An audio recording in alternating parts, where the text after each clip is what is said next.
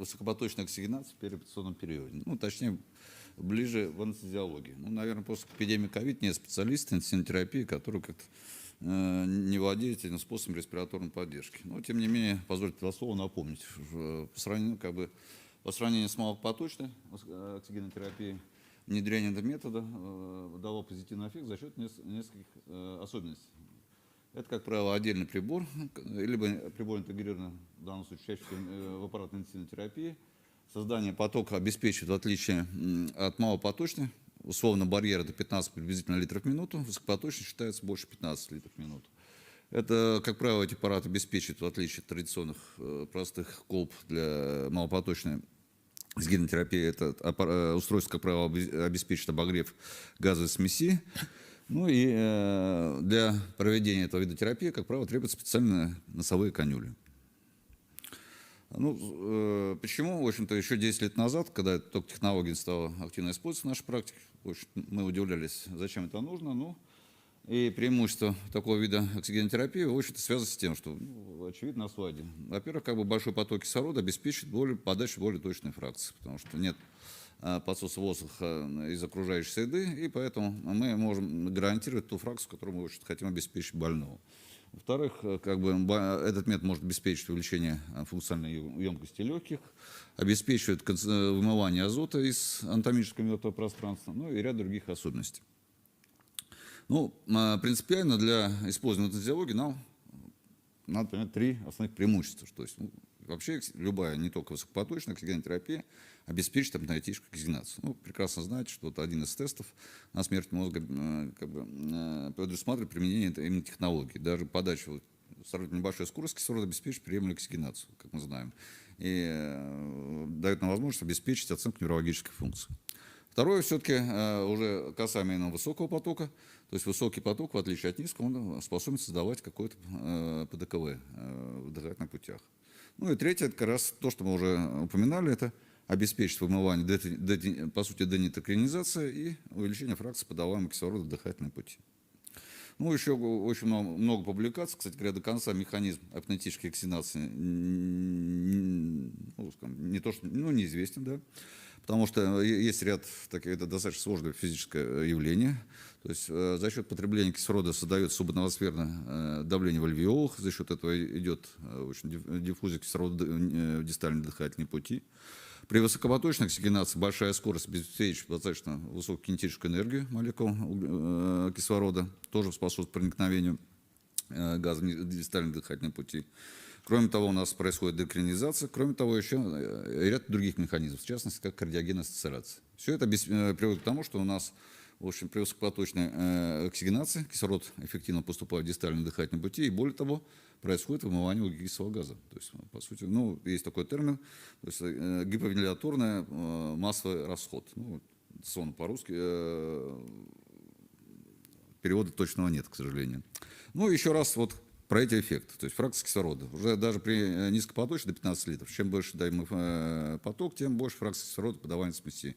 Очевидный факт. То есть если мы подаем уже поток кислорода сопоставимый с респираторным запросом пациента, мы можем достичь как раз 100% подачи кислородной смеси, если нам таковая необходима. Но это давно известный факт.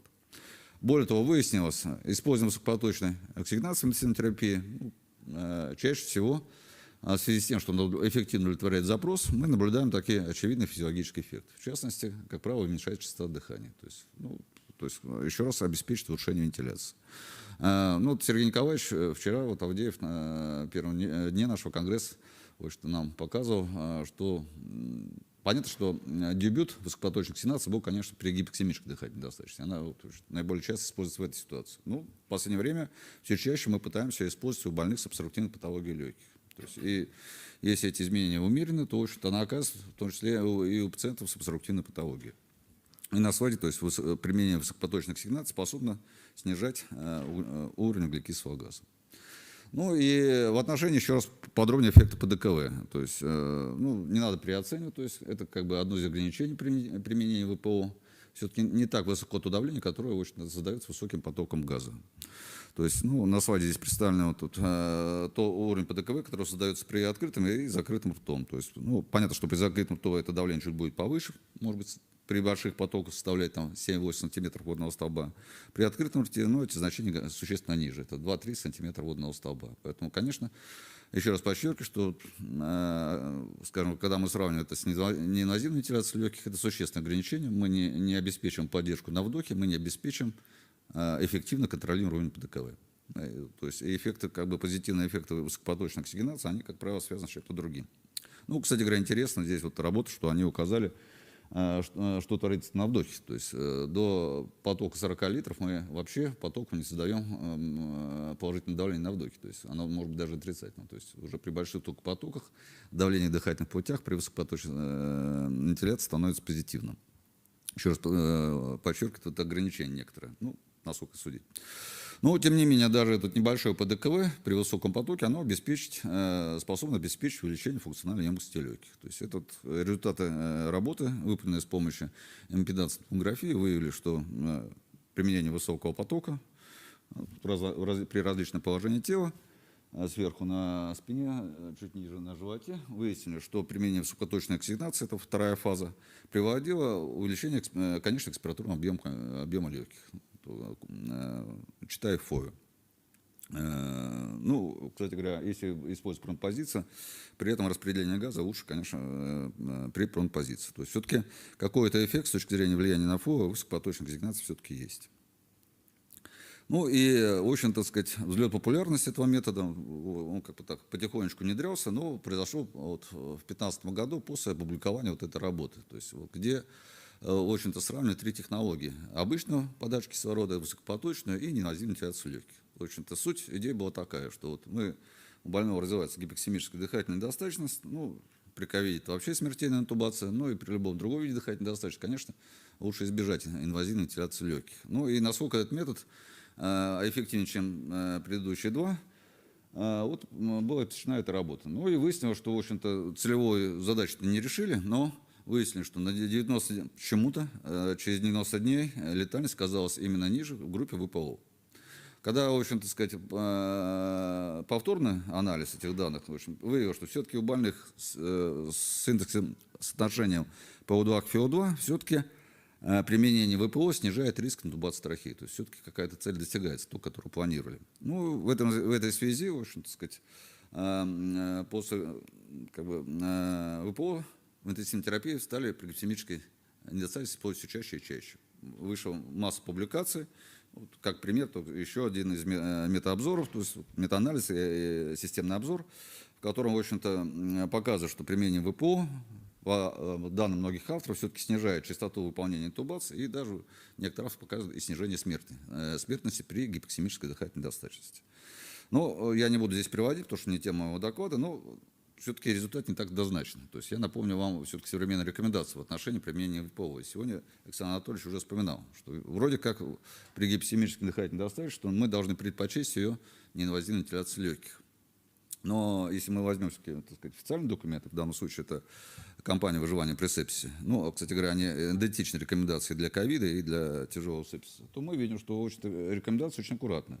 Да, лучше предлагаем использовать высокопоточную вместо неинвазивную, но рекомендация слабая, и все-таки, несмотря на громадное количество публикаций, качество доказательств низкое. Ну, в основе, конечно, в связи с теми ограничениями, о которых он говорил, что все-таки мы не можем обеспечить контролируемый уровень давления в конце выдоха и не можем обеспечить поддержку на вдохе, по-видимому. Ну и вот потихонечку происходила эволюция этого метода. Сначала мы использовали это отдельное устройство, которое обеспечивало подачу газа с большим потоком. И, конечно, очень важен был хороший обогрев, потому что большой поток повреждает слизистую, и без этого важного элемента мы не могли бы использовать технологии.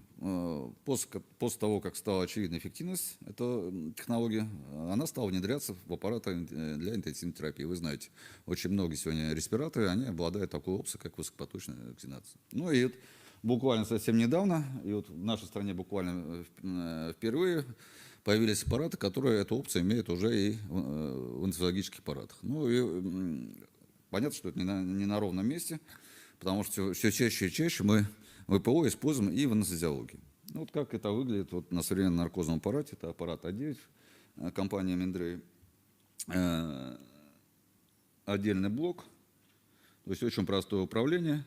Это кнопка управления общим потоком. Выставляю кнопку управления фракцией кислорода. Сбоку у нас стоит увлажнитель. То есть, ну, то есть традиционная компоновка. То есть, и понятно, что вот это удобно, потому что не надо специально, если мы хотим все-таки использовать ВПО в операционной, нам не нужен дополнительный девайс. Вот и вблизи. То есть в данном случае вот этот аппарат обеспечит подачу 100 литров в минуту. Это очень большой поток. Ну, при этом чистый кислород может подавать 60 литров в минуту, а чистый воздух 60 литров в минуту. То есть, вот, такие очень хорошие характеристики для проведения ВПО. Так, и понятно, тем наше сообщение, для чего все-таки нам ВПО нужно в анестезиологии. Ну и тут простая схема. Чаще всего, конечно, этот метод используют для проведения преоксигенации при введении в анестезии. Более того, мы можем производить как преоксигенацию, так и проводить апноэтическую оксигенацию при проведении самой манипуляции. Кроме того, ВПО может использовать в процессе интубации пациента в сознании. Ну и следующий вариант событий, в принципе, какие-то виды оперативных вмешательств нам целесообразно именно проводить с использованием высокопоточной оксигенации. Ну, как я уже сказал, что на любой час, конечно, таким триггером используем анестезиологию, это, конечно, применение ВПО при индукции в анестезии. То есть схема очень простая, то есть исходно мы налаживаем подачу высокого потока, как на картинке, и, собственно, так происходит преоксигенация. Мы, к моменту там, масочной вентиляции уже мы обеспечиваем вымывание азота, денеклинизацию всех дыхательных путей. Ну, тем самым, в общем, так сказать, цель наша обеспечить выполнение манипуляций в более безопасном варианте, увеличить безопасное время апноэ. Ну, то есть, если мы хотим использовать еще апноэтическую оксигенацию, тоже простой рисунок, мы, скажем, после проведения масочной вентиляции, в данном случае почему-то решили маской, восстанавливаем канюлю и продолжается подача газа во время интубации, тем самым мы как бы существенно уделяем время апноэ, и манипуляция становится более безопасной. То есть очень, такая идея очень простая. Почему это актуально? Ну, об этом говорят многие данные. В частности, данные вот эта работа публикует, что очень большое количество исследований пациента было включено, больше, около 1000. Ну и что авторы выяснили, что критерием, как бы, целью работы было оценить, насколько эффективно мы проводим преоксигенацию. То есть критерием эффективной преоксигенации является конечный экспираторный уровень кислорода. Как правило, это выше 90%. Выяснилось, что если мы придерживаемся таких критериев, то у нас оксигенация эффективна меньше половины случаев, а именно эффективность 44% случаев. Соответственно, 56% мы, даже вот абсолютно здоровых людей, мы не можем обеспечить адекватную преоксигенацию. Но я хочу сказать, это не нарушение оксигенации, это просто низкий уровень кислорода в выдыхаемом газе. Если мы как бы зайдем с другой стороны, посмотрим, а какой же риск гипоксемии при проведении введения индукции? Ну, тоже как бы ситуация, конечно, не такая, с другой стороны, не знаю даже, как сказать. Но выяснили, что это исследование проведено после анализа порядка 100 тысяч историй. Выяснили, что в 3,5% случаев наблюдаются достаточно продолжительные эпизоды, ну, вот на слайде это указано, продолжительность эпизоды гипоксемии ниже 90% кислорода. Ну, и более того, это, прошу прощения, 6,8%. А в 3,5% случаев выявляются эпизоды тяжелой гипоксемии, меньше 85% случаев. То есть, ну, очевидно, это уже угроза жизни больному. То есть это проблема рядовая, персистирующая, ну и, собственно, к цели нашего доклада, в общем-то, ВПО может как-то помочь ее решить. Ну и по этой тематике в мире накоплен очень обширный материал. Вот я взял одну из публикаций, где представлены последние вот данные многочисленных исследований касаемо применения ВПО в анестезиологии. Упаси Боже всех их вспоминать. В общем-то, суть их одна. Как правило, конечно, большинство работ свидетельствует в том, что применение ВПО повышает фракцию кислорода, скажем, перед интубацией или после интубации, ну не фракцию, прошу прощения, процессуальное давление кислорода, и увеличивает время безопасного апноэ, ну и снижает, соответственно, количество осложнений потенциально, которые могут произойти во время введения анестезии. Ну, только вот это вот одна из последних системных обзоров 2022 года. Тут, что интересно, что выяснили, что применение ВПО повышает ПО2 после преоксигенации в среднем на 60 мм ртутного столба. Ну, правда, она так высокая, то есть, но, тем не менее, это говорит о том, что он повышает просто достаточно эффективно. Ну и время апноэ в среднем у здоровых людей применение ВПО увеличит на 1,5 минуты. То есть вот еще 1,5 минуты мы можем пытаться выполнять нашу манипуляцию. То есть у нас появляется очень серьезный резерв времени, если мы используем эту технологию. Ну и авторы, соответственно, делают как раз вывод, который не буду зачитывать, что это здорово и что целесообразно именно особым пациентам с подозрением какие-то трудности использовать высокопоточную оксигенацию, чтобы обеспечить безопасность во время этой процедуры. Ну и пошел дальше, то есть это было в плановой хирургии, то есть подобный как бы системный обзор свидетельствует, что применение технологий достаточно эффективно и в неотложной хирургии, что и в неотложной хирургии вот данная эта публикация свидетельствует, что снижает, кстати говоря, не объясняется до конца почему, вероятность, повышает вероятность первой успешной попытки интубации, ну, наверное, анестезиолог опять-таки меньше переживает, потому что ситуация лучше. Ну и снижает количество эпизодов критической гипоксемии. Ну, очевидный эффект от этой методики есть. Следующий момент, что, в общем-то, и современное руководство уже, и рекомендации в отношении как бы трудной интубации, ну, в частности, речь идет о интубации о критических больных, они уже тоже начинают включать в свои рекомендации как раз эту позицию. Ну, здесь очень аккуратно, что у критических больных в силу там, низкого ФОИ, высокого риска развития гипоксемии, конечно, преоксигенация чрезвычайно важна. В этой связи, конечно, здесь применение ВПО очень как бы интересно. Ну, в данном случае можно отнести вот к экстренной хирургии тоже. И ну, здесь, как правило, используются потоки кислорода от 30 до 70 литров в минуту. То есть это, опять-таки, технология обеспечит более длительное время безопасное апноэ, ну и улучшает показатель оксигенации. Идем дальше. Трудные дыхательные пути. Здесь я уже частный выбрал работы, где рассматриваются частные примеры применения технологий. В данном случае вот работа включает 25 пациентов. Здесь больше встречные трудные пути связаны были с ожирением и с наличием стридера. Ну и авторы пришли к выводу, что применение высокопоточной оксигенации, если она есть в операционной, в общем-то, делает время безопасного апноэ бесконечным. То есть, если мы правильно налажим эту технологию, то, ну, вот видите, даже за 70 минут, в общем, гипоксемия не развивалась. Это тут при использовании высоких потоков.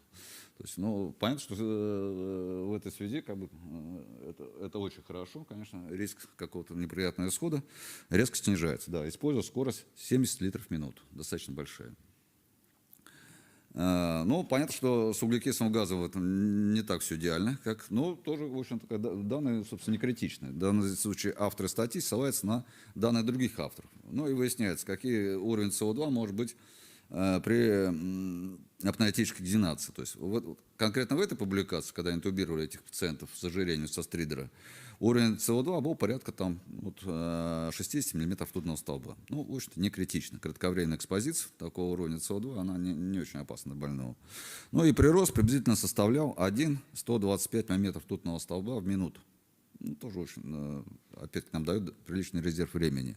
Более того, как видно, авторы ссылаются на другие публикации, и видно, что именно высокопоточная оксигенация, она как бы при ней рост СО2, он меньше все-таки. Какая-то вот в силу сложности физических законов, какая-то вентиляция все-таки осуществляется. То есть, ну и наибольшее, чаще всего это рост СО2, видим, что пациенты с обструкцией, если у нас не продыхивается пациент, там СО2 быстро растет. Классическое апноэ тоже достаточно быстро растет СО2. Если же мы применяем назальное ВПО, либо мы применяем еще высокий поток через канюлю, установленную в трахее, в общем-то, уровень СО2 растет не так быстро. Ну, и еще больше удлиняет время как бы безопасное для того, чтобы выполнить манипуляцию. Ну, чтобы как бы ложку дегтя, то есть не все так однозначно, конечно, несмотря на то, что, конечно, сейчас подавляющее большинство специалистов считает, метод должен быть в операционной, но не всегда он тоже помогает. Вот, в частности, приводится публикация в отношении использования ПО у беременных женщин. Ну, знаете, какая основная проблема с дыханием беременных женщин? Большой живот, краниальное смещение диафрагмы, лактозины и тогда тому прочее. Выяснилось, что все-таки в изолированном виде ВПО не обеспечится адекватной переоксигенацией. Ну, по-видимому, в силу вот как раз анатомии беременных женщин, в силу того, что, по-видимому, им нужен определенный паттерн давления, нужно давление поддержки на вдохе. То есть, напоминаю, что в таких случаях, конечно, целесообразно больше использовать неинвазивную вентиляцию при введении в анестезию. Ну, вот, данные, конечно, не критичные, но, опять-таки, авторы здесь ссылаются именно на такой показатель, как процент кислорода в выдыхаемой смеси. Вот 90% для них это идеальная переоксигенация. И у большинства женщин беременных этот показатель достигнут не был. Поэтому они считают, что этот метод не очень адекватный. Но, тем не менее, пойдемте дальше. А вот почему-то такая тоже очень интересная работа, достаточно большой популяция больных охватывает. Здесь сравнивали три подхода к проведению индукции. То есть, когда мы просто обеспечиваем проксигенацию через маску 12 литров в минуту, как стандарт у нас даже на старых аппаратах ротометры обычно на эту величину. При использовании СИПАП, почему-то аппаратом Axilog 3000, ну, 100%, там, по-моему, поддержки нет, есть поддержка давления, но не указано инспираторное давление. И используется ПО, в данном случае как бы отдельный прибор, что вот, как показано в фотографии, пока у нас не было на наркозных аппаратах такой возможности, то есть мы в операционную переносим отдельное устройство, ну и, соответственно, меняем интерфейс. Ну и выяснилось, что у больных с ожирением как бы применение высокопоточной оксигенации все-таки оказалось эффективным. То есть вот, дизайн работы указан на слайде, то есть здесь интересно, по сути, им вентиляцию маску не обеспечивали, только при оксигенации, потом сразу выполняли интубацию.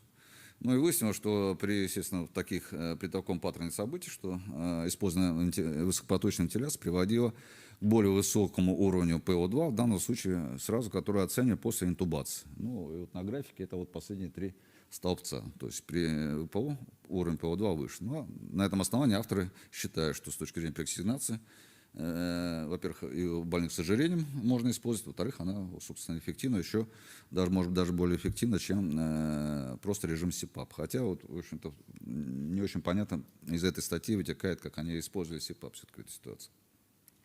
Еще один вариант событий, который предлагают уже другие авторы, что быстрая последовательная индукция. Ну, по сути, то же самое. Ну, понятно, что быстропоследовательная индукция – это метод, который мы используем чаще всего в экстренной анестезиологии. Как правило, что, конечно, вероятность дыхательных расстройств, вероятность снижения ФО этих пациентов очень высокая. Поэтому время для выполнения интубации, конечно, у нас немного, поэтому гипоксемия может развиваться тоже очень быстро.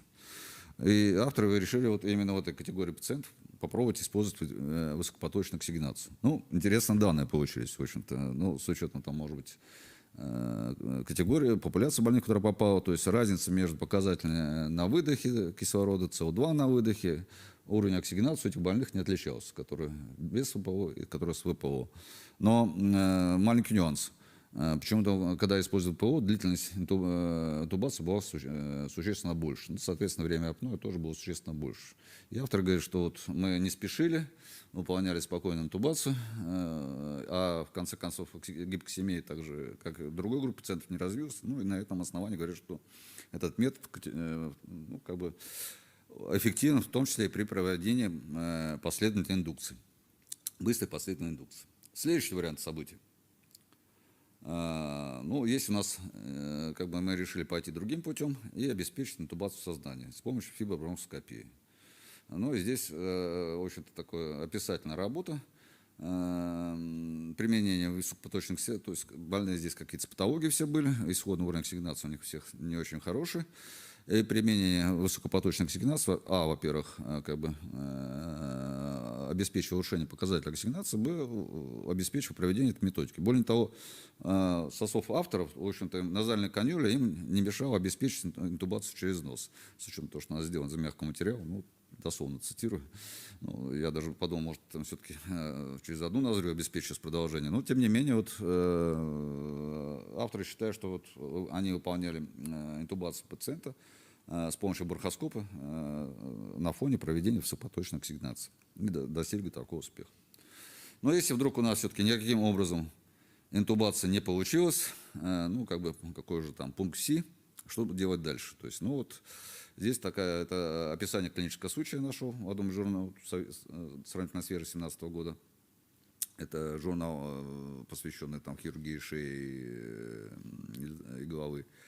В данном случае бралась, насколько я понял, бралась биопсия из опухоли ротоглотки. Не очень удачно все получилось, развивается кровотечение. Почему-то авторы решили интубировать больного. Несколько было попыток с помощью жесткого бронхоскопа Бонфилда. Она не увенчалась успехом.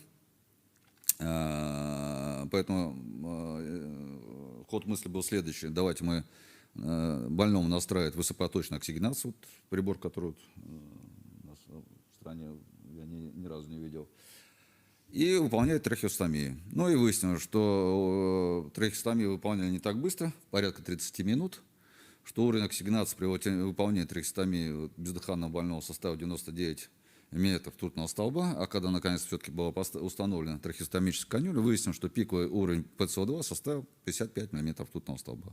То есть очень приемлемо.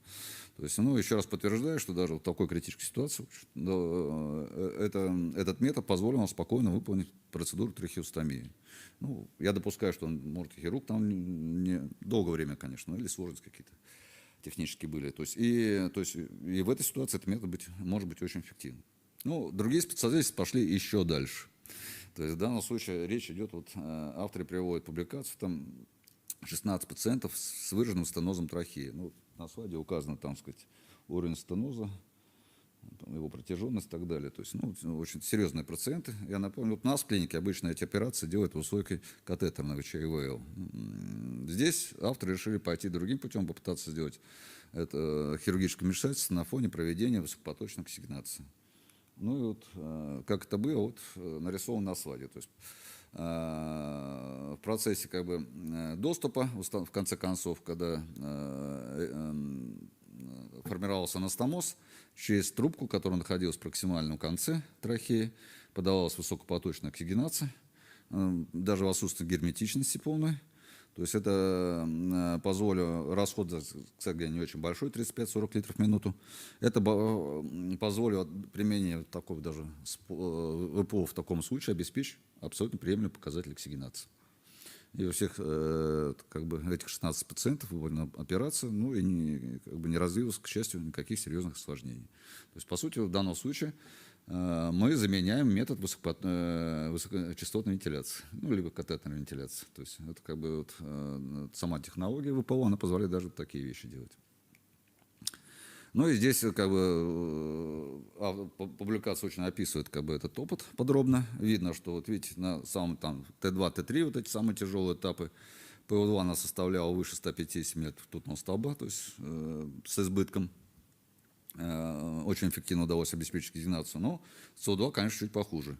То есть критический уровень СО2 достигал 80 мм ртутного столба. Ну, в общем-то, экспозиция не очень большая. В общем-то, пациенты, наверное, все-таки соматически относительно стабильны были. Это никак не повлияло на результат лечения. Ну и уровень PH тоже опускался вот так где-то до 7-15. То есть, ну, такие субкритические значения. То есть, ну, тем не менее, как бы, ну, на самом деле, я очень удивился, потому что достаточно сложная операция. И вот, конечно, в такой ситуации обычное ВПО обеспечит эффективный газообмен. Следующий вариант событий. То есть здесь, с учетом того, что не только можно трахеи, но еще и часто как бы авторы считают, что можно проводить операции с помощью высокопоточной назальной оксигенации, в том числе и на органах гортани, на гортани. То есть вот, здесь, помимо, тоже очень такая интересная работа шведских специалистов. Ну, они подробно как раз представляют тоже все полученные показатели физиологически, как это у них получилось. Ну, что у них получилось? То есть уровень СО2 у них максимальных значений тоже, те, к сожалению, в килопаскалях, то есть это где-то на 7,5 умножить, то есть ну, максимальный уровень так получается, как в предыдущей работе, где-то от 75 до 80 мм ртутного столба. Максимальный уровень сатурации у них абсолютно нормальное значение. И ПО2 тоже на 40 умножить, там, порядка 300 мм ртутного столба. То есть в течение, резюмирую, в течение вот 30 минут, как минимум, в течение которых проводились оперативные вмешательства, ни у одного из больных не было гипоксемии, даже в какой-то степени гипероксии. Ну и, к сожалению, все-таки нарушения выведения СО2 присутствовали и снижение уровня pH. Соответственно, у них развивался респираторный ацидоз. Но авторы считают, что вот этот метод в данном случае позволяет выполнять и такие оперативные вмешательства. Что, вот, в общем, по сути, мы в условиях внутривенной седации, сохраненного дыхания, нет, в данном случае не сохраненного, прошу прощения, обеспечивается условия для проведения операции на гортани. Следующий вариант событий. То есть здесь уже речь идет тоже о больных, у которых есть заболевание гортани, но которые оперируются по другому поводу. То есть с учетом как бы, потенциальных сложностей с их интубацией, проведения анестезии, авторы используют высокопоточную оксигенацию для того, чтобы провести какое-то другое оперативное вмешательство в условиях внутривенной анестезии, сохраненным спонтанным дыханием. Ну, понятно, что как бы это все стрёмно, потому что насколько эти дыхательные, там большинство пациентов был стридер, и были клинические проявления дыхательной недостаточности. Ну, выяснилось, что применение высокопоточной оксигенации обеспечивало замечательные условия проведения внутривенной анестезии у этих пациентов. То есть не было ни у кого осложнения. У всех у них было обеспечено очень приемлемые показатели оксигенации. Ну, даже, в общем, так сказать, и с учетом того, что у него сохранено было самостоятельное дыхание, проблемы и с уровнем СО2 у них также не было.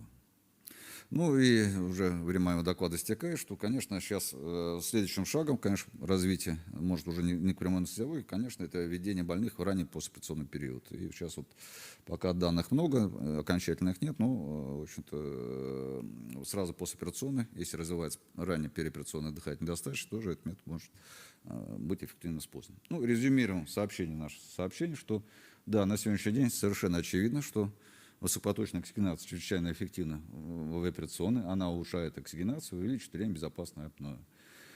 И более того, обеспечит быстрое достижение целевого парциального давления кислорода, облегчает выполнение интубации трахеи. Ну, физиологические эффекты, в основе которых мы достигаем успеха, это как раз улучшение качества проведения апноэтической оксигенации, обеспечение ПДКВ и заполнение объема мертвого пространства кислородом. Ну и основные клинические точки применения – это введение, конечно, в первую очередь анестезии, это анестезия без интубации, это проведение некоторых оперативных вмешательств в условиях ВПО, ну и это восстановительный период. Ну и повторюсь, что на сегодняшний день мы уже получаем в наши руки оборудование анестезиологическое, в котором возможность проведения высокопоточной вентиляции уже имеется в встроенном варианте. То есть нам не надо специальное оборудование. И, безусловно, я думаю, что это будет существенно способствовать, потому что мы эту технологию будем использовать гораздо чаще в операционной. Спасибо за внимание.